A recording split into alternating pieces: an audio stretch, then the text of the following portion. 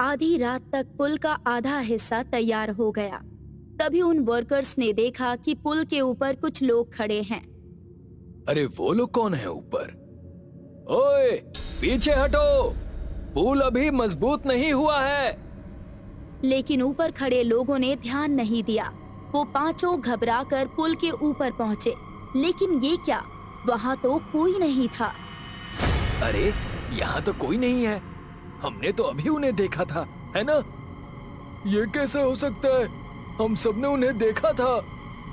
अब तुम लोगों को समझ आ रहा है, यहाँ कुछ तो गड़बड़ है।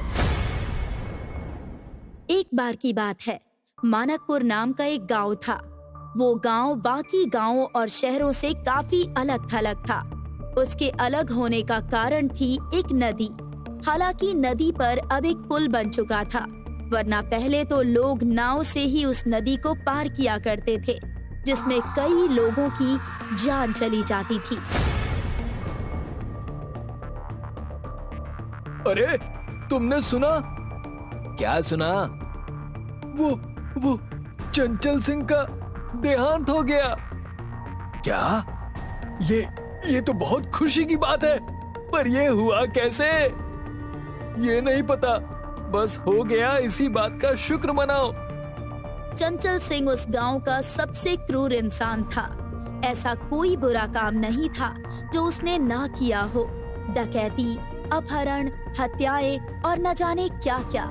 सुनने में तो ये भी आया था कि वो काला जादू जानता था और उसी की मदद से वो अपने कामों को अंजाम देता था। इसलिए उसके मरने से पूरे गांव में जश्न का माहौल था।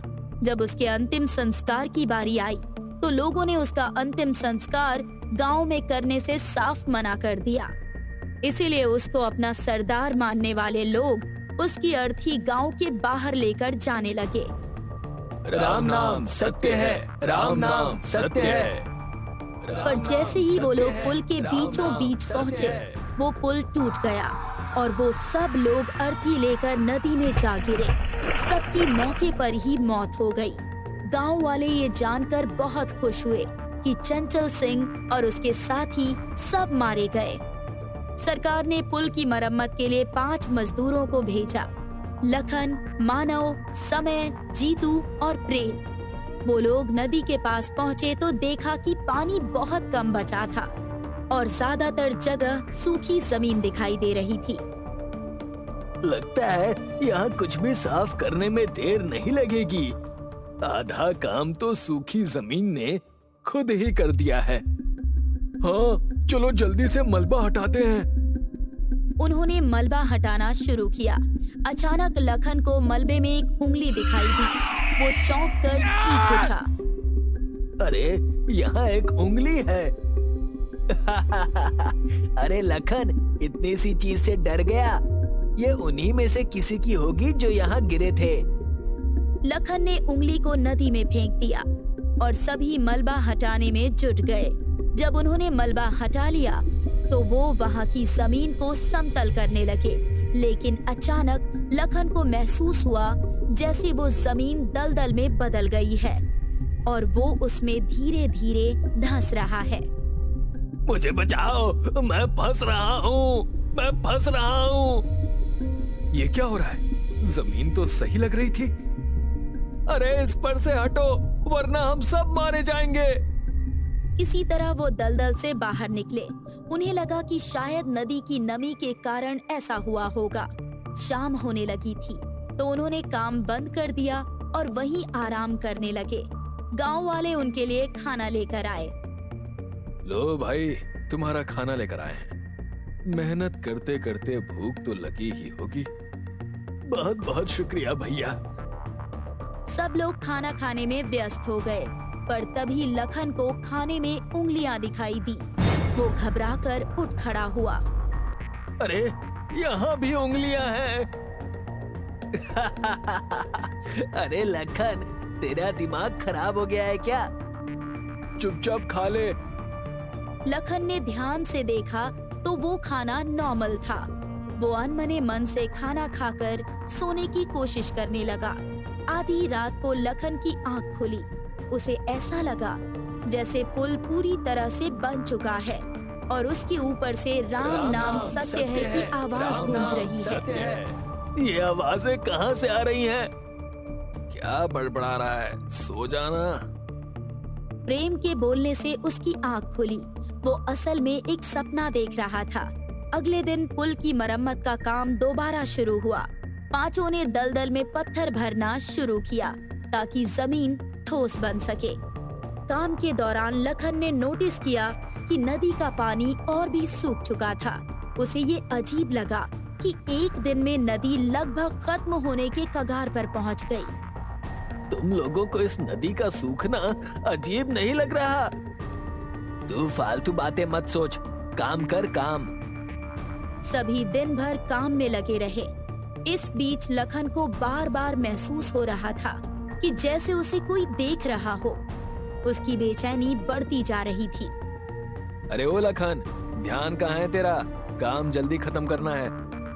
पता नहीं, मुझे यहाँ कुछ अजीब लग रहा है, जैसे कोई हमें देख रहा हो। तेरा अगर काम करने का मन नहीं है तो घर चला जा। लखन वापस काम में लग गया। काम करते करते रात हो गई। तभी लखन को एक फुसफुसाहट सुनाई दी। वो आवाज का पीछा करते हुए पुल के पिलर्स के पास पहुंचा। आवाज वहीं से आ रही थी, जैसे किसी की कराहती हुई चीखें अंदर बंद हो। लखन ने पिलर को छुआ तो उसमें अचानक एक दरवाजा प्रकट हो गया। ये दरवाजा खम्भे में कैसे? दरवाजा खुलते ही सामने लाशों का ढेर दिखाई दिया। लखन जोर से चीखा। उसकी चीख सुनकर बाकी चारों भागते हुए उसके पास पहुँचे और उसे हिलाकर होश में लाने लगे। क्या हुआ लखन? वो दरवाजे में लाशें थी, बहुत सारी लाशें। तेरी दिमागी हालत ठीक नहीं है भाई, तू सचमुच घर चला जा। सभी ने लखन को नजरअंदाज कर दिया और वापस काम में जुट गए। आधी रात तक पुल का आधा हिस्सा तैयार हो गया। तभी उन्होंने देखा कि पुल के ऊपर कुछ लोग खड़े थे। अरे, वो लोग कौन है ऊपर? ओए, पीछे हटो, पुल अभी मजबूत नहीं हुआ है। लेकिन ऊपर खड़े लोगों ने ध्यान नहीं दिया। वो पांचों घबराकर पुल के ऊपर पहुँचे, लेकिन ये क्या, वहाँ तो कोई नहीं था। पहली बार बाकी चारों को भी कुछ अजीब महसूस हुआ। अरे, यहाँ तो कोई नहीं है। हमने तो अभी उन्हें देखा था ना, है ना? ये सब कैसे हो सकता है? हम सबने उन्हें देखा था। अब तुम लोगों को समझ में आ रहा है, यहाँ कुछ गड़बड़ है। सभी के चेहरे डर से लाल पड़ने लगे। सबको लगने लगा कि शायद पुल के साथ कुछ बहुत गहरा रहस्य जुड़ा हुआ है। तभी अचानक पुल जोर से हिलने लगा। अरे, ये क्या हो रहा है? पुल हिल क्यों रहा है? जल्दी पीछे हटो, भागो यहाँ से। सभी घबराते हुए पीछे की ओर भागने लगे। पुल की दरारें और गहरी होती जा रही थी। कुछ ही पलों में पुल धड़धड़ाकर नीचे गिर गया। सब हैरान रह गए। किसी को समझ नहीं आया कि ये सब क्या हो रहा है। ये अचानक गिर कैसे गया? भाई, मुझे लगता है ये पुल मनहूस है। कल ठेकेदार को सब कुछ बता देंगे। अभी कोई काम करने का फायदा नहीं है। चलो सो जाते हैं। सबकी हिम्मत टूट चुकी थी। वे सभी वहीं जमीन पर लेट गए और नींद के आगोश में समा गए। अगली सुबह जब उनकी आंख खुली तो सामने का नजारा देखकर उनके होश उड़ गए। पुल पूरी तरह से बन चुका था।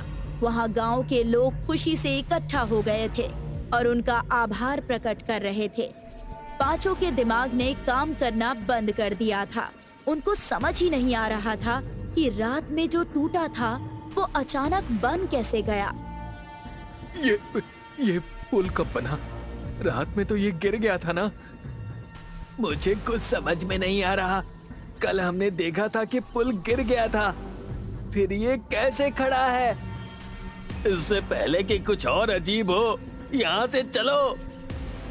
वो पांचों वर्कर्स वहाँ से चल दिए और गांव वाले पुल पर चढ़कर उत्सव मनाने लगे। वे सभी खुशी में झूम रहे थे। वो वर्कर्स अभी वो नदी पार करके जरा ही आगे बढ़े थे कि अचानक एक जोरदार आवाज सुनाई दी। ये क्या था? इतनी जोर से धमाका हुआ। पीछे मुड़कर देखो, पुल। पांचों ने पीछे मुड़कर देखा तो हक्का बक्का रह गए। पुल पूरी तरह से ढह गया था और उसके नीचे सभी गांव वाले दब चुके थे। हे भगवान, हे भगवान, मैं पागल हो जाऊंगा। ये क्या हो रहा है यहाँ? लखन अचानक जमीन पर गिर पड़ा। उसकी मुट्ठियां कसकर बंद हो गई और उसे मिर्गी जैसा दौरा पड़ने लगा। उसके दोस्तों ने उसे हिलाने की कोशिश की, लेकिन वो धीरे धीरे होश खोने लगा। उसकी आंखें धीरे धीरे बंद हो गई और फिर जब उसकी आंख खुली तो उसने अपने आप को एक अस्पताल के कमरे में पाया। उसे अपने हाथ में किसी चीज की पकड़ महसूस हुई। उसने ध्यान से देखा तो उसकी मुट्ठी में किसी की उंगली थी। ये क्या हो रहा है? मैं यहाँ कैसे पहुँचा? तुम्हें जब 3 दिन पहले यहाँ लाया गया था, तब से तुम कोमा में थे।